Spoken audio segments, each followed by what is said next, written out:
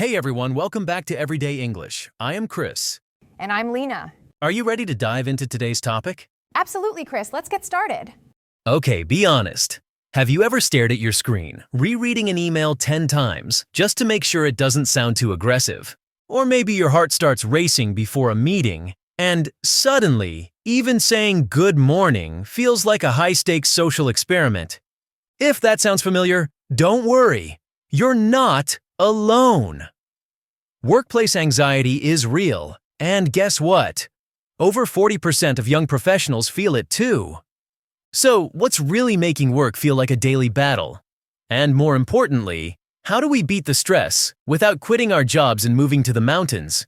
Stick around, because today we're breaking it all down. Why workplace anxiety happens, the sneaky ways it affects us, and the game-changing strategies to feel more confident at work. Well, that's such a striking statistic. And honestly, it explains so much about why I spent 15 minutes this morning debating whether my email sign-off sounded too aggressive. You know what's fascinating about that? Research shows we spend an average of 28% of our work week just managing emails, and a significant portion of that time is spent agonizing over tone and wording. That actually makes me feel better about the time I spent last week crafting the perfect, as per my previous email message, that wouldn't sound passive-aggressive. The psychology behind workplace communication anxiety is really interesting.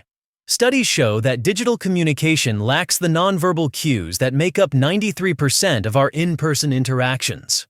So you're telling me that when I'm overthinking every punctuation mark, I'm actually trying to compensate for all those missing social signals? Exactly right. And here's where it gets even more interesting.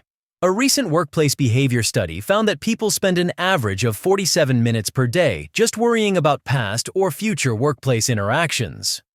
Well, that definitely explains why the break room feels like a social minefield sometimes, like when you've already said good morning to someone and then keep running into them throughout the day.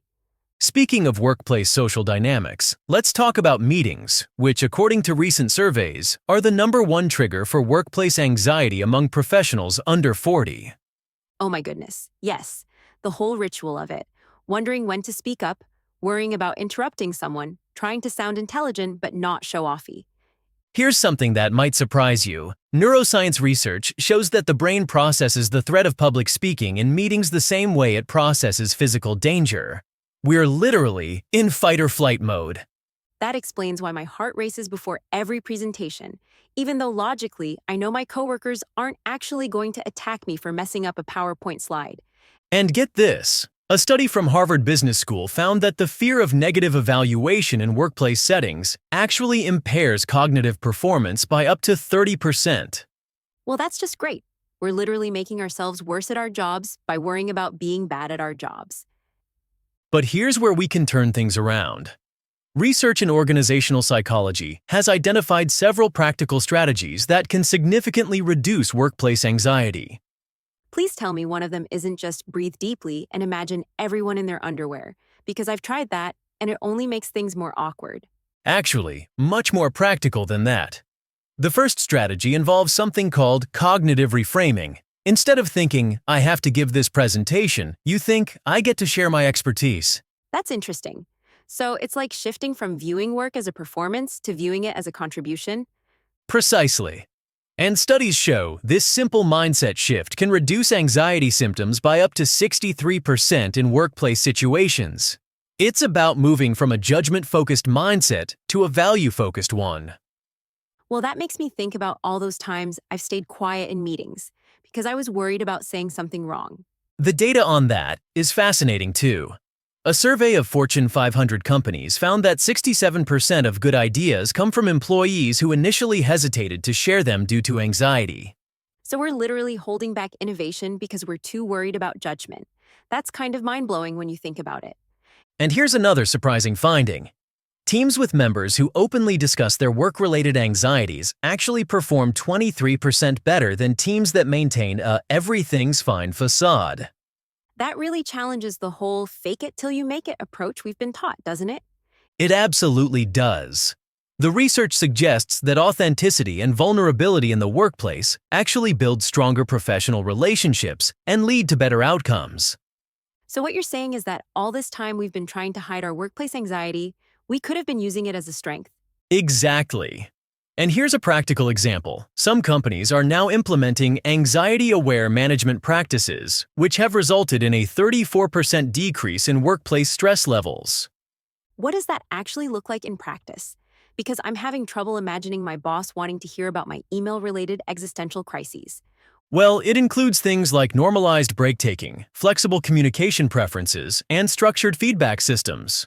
Companies using these approaches report up to 28% higher employee retention rates. That makes so much sense.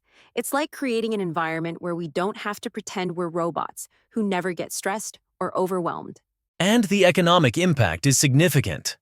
Workplace anxiety costs U.S. businesses approximately $40 billion annually in lost productivity and healthcare costs. That really puts it in perspective. We're not just talking about individual comfort. This is affecting the entire economy. And looking toward the future, experts predict that addressing workplace anxiety will become one of the key factors in company success, especially with younger generations entering the workforce. Well, that gives me hope that maybe the next generation won't have to spend quite so much time stress crafting their email signatures. The key takeaway from all this research is that workplace anxiety isn't just a personal issue. It's a systemic challenge that requires systemic solutions. And it sounds like acknowledging the problem is actually the first step towards solving it, both personally and organizationally. That's right. By understanding that workplace anxiety is a shared experience, we can start building more supportive, productive, and ultimately more human work environments.